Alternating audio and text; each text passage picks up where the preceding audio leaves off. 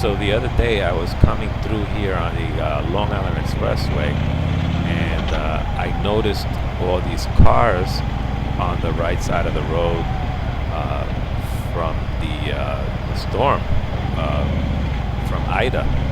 All these cars got stuck in the, and you can see like a little bit that this goes down the hill. So I came through here the other day and I saw these cars. So we should be approaching it kind of any second, probably right after this bridge. So yeah, there you go on the right. So you see them right there? These are all flooded cars. It's a shame, you know.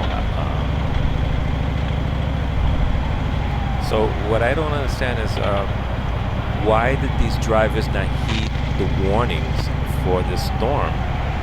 And you know, they went out in this bad weather. I mean, I was up in my house and I saw this thing was terrible from the window, and nobody should be out, and I didn't see anybody coming down my block, actually. Now there should be another set of cars coming up. I didn't even make a count yet, so here you go. Okay, and here's another one, and another one right there, and another one right there.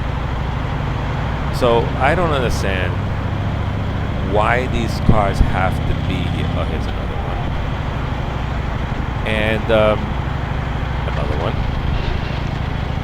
I mean, really. Now, the last storm, the remnants from Henri, I was actually out with my moms, and we got caught coming back on the Hutchinson Parkway coming south. Yep, there's another one right there. So yeah, I was with my mom and my sister coming down the Hutchinson. I failed to mention my sister.